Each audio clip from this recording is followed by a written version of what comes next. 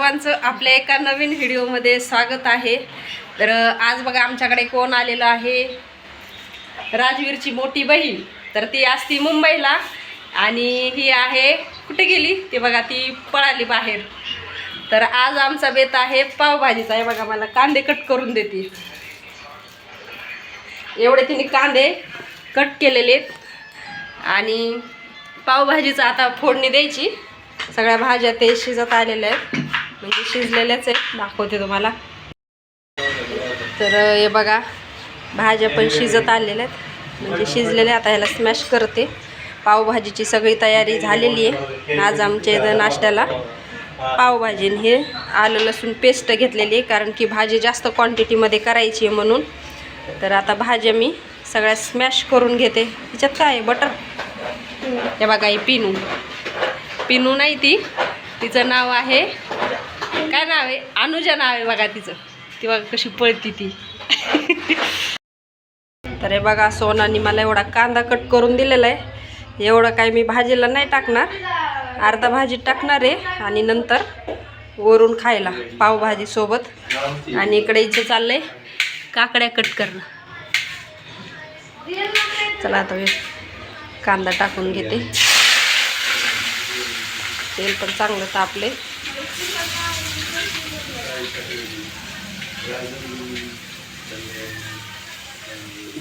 तर भाजी पण स्मॅश करून घेतलेली।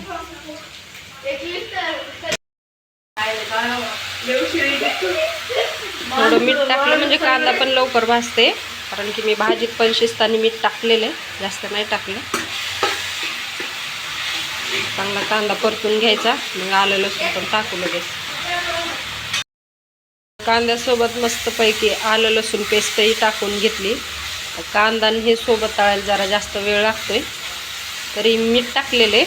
मिठामुळं काय होते, कांदा लवकर तळल्या जाते। आता ही भाजी मला जास्त क्वांटिटीमध्ये करायची। आणि ही टोमॅटो प्युरी, 4 टोमॅटोची प्युरी आहे बघा ही। आणि भाजी पण रेडी आहे। आणि सोन आणि काकड्या वगैरे सगळ्या कट करून ठेवलेल्या आहेत। आता वाट्यावर खूप सारा राडा पडलेला आहे, हे बघा, कारण की सकाळी बरेच कामं होते, तर उशीर झाला भाजी बनवायला पण। मस्तपैकी आलं लसूण कांदा वगैरे तळून घेतला। त्यामध्ये सगळे आपले पावभाजी मसाला आणि घरी बनवलेला आपला बेडगी मसालाही टाकून छान तळून घ्यायचा। आणि बटरही टाकलं, पण ते स्किप झालं, ते दाखवण्यात काय आलं नाही माझ्याकडून। तर छान मसाले वगैरे तळल्याच्या नंतर सगळे आपले भाज्या जे स्मॅश केलेल्या आहेत ना, तर त्या टाकून घ्यायच्या। वरून छान अशी कोथिंबीर वगैरे टाकून घ्यायची, मस्त एकजीव करायची भाजी। आता कॅमेरा काय एवढा माझा भारी नाही मोबाईलचा, तर त्यामध्ये काही भाजीचा कलर एवढा दिसत नाही, तर खूप छान असा भाजीचा कलरही आलेला होता। तर सोना मला म्हणत होती, आंटी मी तुझा व्हिडिओ बनवून बघते। तर तिनं माझा मोबाईल घेतला होता। तर त्या अचानकच आल्या, म्हणजे काही येण्याचा त्यांचा हे पण नव्हतं, तर त्यांचं थोडंसं काम होतं म्हणून आलेले होते। तर आमच्या जाऊबाई काही तुम्हाला दाखवल्या नाही, कारण की त्या मग त्यांचं काम असल्यामुळे त्या बाहेर गेलेल्या होत्या। तर सकाळी त्यांनी पोहे वगैरे खाल्ले आणि मग ते गेल्या बाहेर। मग नंतर म्हणजे अचानकच आल्यामुळे आम्हाला, अचानक म्हणजे रात्रीचंच कळालं की ते येणार आहेत। तर मग मी लगेच जास्तीचे थोडे वाटाणे ते भिजू घातलेले होते आणि संध्याकाळीच आम्ही म्हणजे पाव ते आणून ठेवलेले होते, खूप गरम होते पाव। सोनाला आणि राजकुला दिली लगेच गरम गरम पावभाजी खायला। पावभाजी झाली आणि खायला कोणीच नाही, तर टिंकू आणि सोनाचं आहेत। कशी झाली ग पावभाजी? छान झाली, मस्त झाली ना। आता राजवीर येईन शाळेतून आणि प्रांजल पण। बघा, दोघीकडं पण नाही का मोबाईल आहेत आजकाल। लेकराला काय झाले, जेवण करताना मोबाईल, कुठं बाहेर गेले तरी मोबाईल। आता माणूस जवळ बसलं ना तरी माणसाला बोलणार नाही, एवढे मोबाईलमध्ये गुंतलेले आहेत बघा। कोणते लेकरं हेच आहेत घरोघरी पण? तुमच्या इथं आहेत का तर कमेंट करून सांगा बरं, कोण जेवण करताना मोबाईल बघते?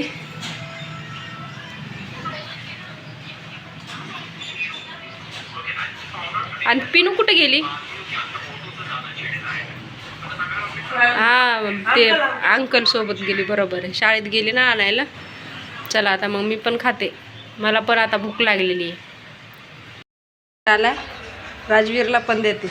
आता ह्याला नाही का टी व्ही बघायची, कारण की आता मोबाईल नाही ना कोणाकडे, सगळ्यांनी घेतलेले, त्याला टी व्ही बघायची. राजवीर आला शाळेतून आणि राजवीरला सुद्धा दिली पावभाजी. आणि नंतर प्रांजल आली आणि ही पिनू म्हणजे तिचं नाव अनुजा आहे, तिला पिनू म्हणतात. तर ती म्हणे आणते मी.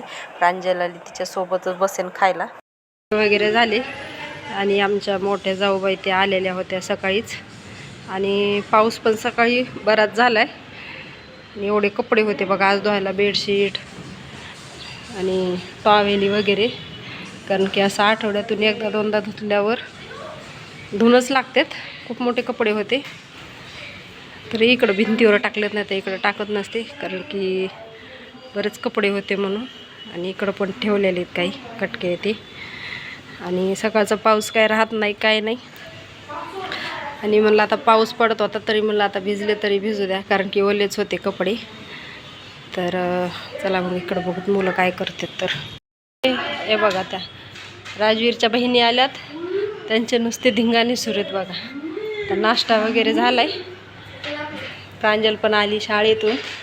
हे बघा, हे बघा काय चाललंय इकडं, गेम सुरू आहे. कपडे शाळेतून आलास तसेच ठेवलेस. बॅग पण, ती बॅग ठेवायची तुझी जागा आहे. हे दोघं असले ना घरात एवढी काही हे करत नाहीत. आणि बघा ह्या टिंकू हे आल्यात ना, त्या दोघींचा नुसता धिंगाणा सुरू आहे, प्रांजलचा पण.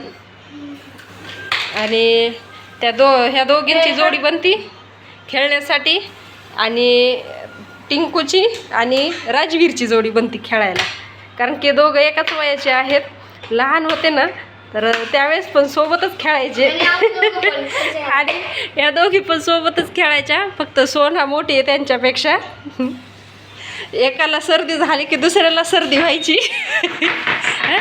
लहानपणी काय वाजवायला.